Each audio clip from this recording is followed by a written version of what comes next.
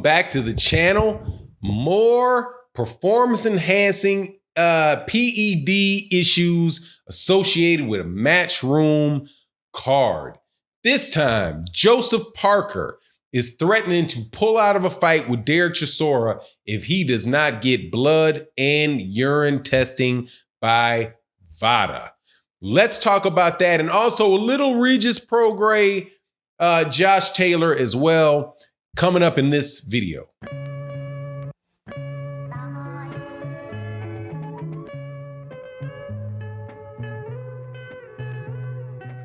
All right, welcome back to the channel, subscribers. If you are not subscribed, hit the subscribe button and the bell icon. And also thank you to everybody that supports on the Patreon and in the live streams that we do Monday through Friday right around 11 a.m. Eastern Central Standard Time. And OG Boxing Talk, where us grown folk get together and talk about boxing on Sunday mornings, 8 a.m. Central Standard Time, Sunday morning. You know, old folk get up early. Now, let's talk about this. Joseph Parker and his promoter, co-promoter, are threatening to pull out of the fight with Derek Chisora unless two things happen. One, they want to be no less than I think they said the penultimate fight. So basically he wants to headline the fight, and they asked for Derek Chisora's team to agree to VADA blood and urine testing for the fight. My understanding is that they got the agreement back and it did not contain the drug testing, and they said that they will pull out of that fight because of it. Now, why is that significant? And why would they be doing that? Let's think. Who has Joseph Parker fought on a Matchroom card? Two that I know of. One is Anthony Joshua, and the other one, this one, is Dillian D-Ball, 600 days and still no B sample white. Now, it ain't literally been 600 days. I'm just kind of cracking a joke on all them stories they were making up about him having been a mandatory for 600 days. He's a mandatory for 63 days up between the for Deontay Wilder, between the Dominic Brazil fight and the day that he popped dirty. and the WBC took away their certification provisionally suspended their recognition of that fight as a final title eliminator, whatever it was, whatever they determined, the title eliminator. That was 63 days. But the D-ball is the issue. As we know, Dillian White, it was leaked to Thomas Hauser that Dillian White had tested positive for a performance-enhancing drug called D-ball, which is a modified form of steroid, in a test that was conducted by UCAD, UK Anti-Doping. And according to their protocol, and I did get, thank you very much to the people at Senate, did get a copy of the actual drug testing protocol that UCAD has. And UCAD is allowed, if somebody tests positive, to get a board, what they call an independent board of they call it a commissioner or whatever, is somebody to call Dillian White to a meeting and let Dillian White explain why there was an adverse finding. Right now, why am I saying? Let me tell you why why it's important to point out that there was a 3-person panel in this scenario. Because if he had not tested positive for anything, then what need would have there been for a panel? They only call the panel if he tested positive for something. If what Eddie Hearn said in this interview he gave implied in this interview to Seconds Out, that there was nothing in the system.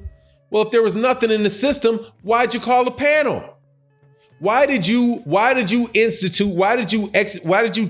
that part of the protocol? A procedure happens after there's an adverse finding. So the simple fact that there was a meeting that took place between Dillian White and UCAD to discuss the matter lets you know that there was an adverse finding, that there was a positive drug test. Otherwise, again, there would have been no meeting. However, in a same interview with Eddie Hearn plays these word games, man. Randy Rahim asked Eddie Hearn about this. He says, okay, tell me what's going on with Dillian White and this.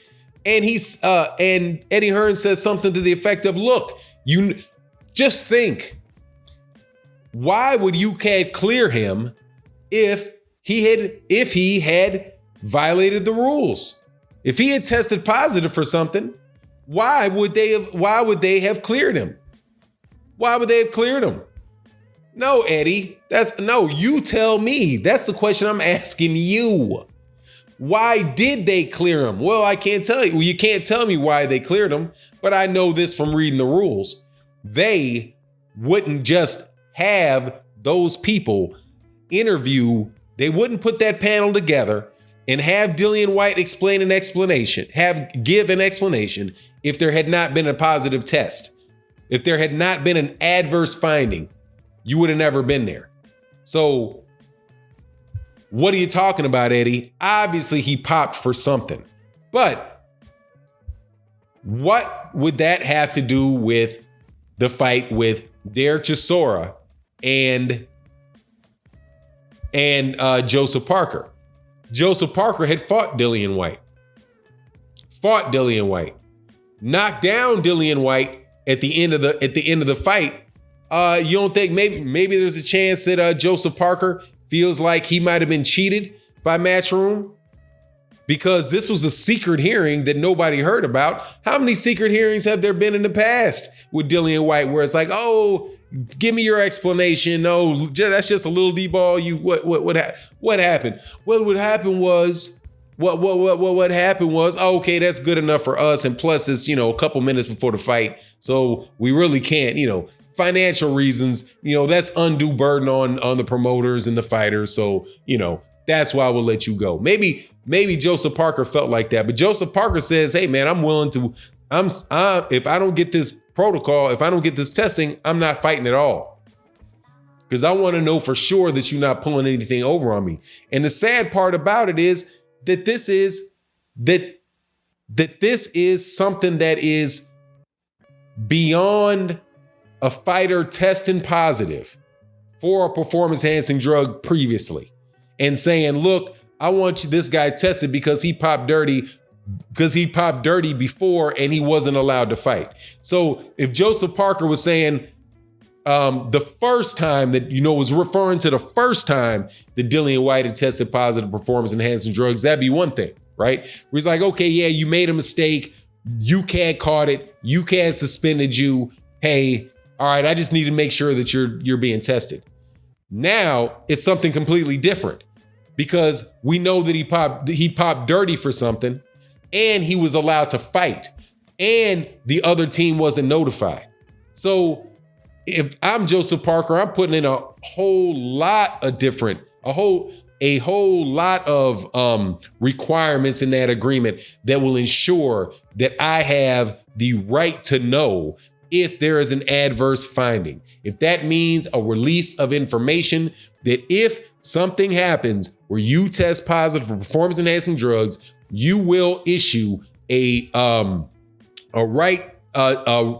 permission to release information to me in that case, right? So in the paperwork, similar to if you get drug tested for work and it's a private institution that does it, that you sign a right to share that information with different parties and they put down right there, release of information, your employer gets access to this medical record of yours. Because these performance enhancing drug tests are medical records, I have to assume, right? In the US, they would definitely be medical records.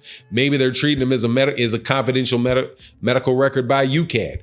And that's why they didn't release it. They didn't release it to them. But Just sign the release of information, permission to release the information, and get it over with. But the sad thing is that you actually have to go through this with an organization and feel that insecure about what they're doing because of this absolutely ridiculous circumstance with Dillian White. So, and we still waiting to find out whether or not he's going to the B sample is going to pop dirty. We already know the A sample pop dirty. Again, because if it hadn't popped dirty, why would you have the panel to begin with? Anyway, let me know what you think in the comment section. And with that, I'm out. Peace.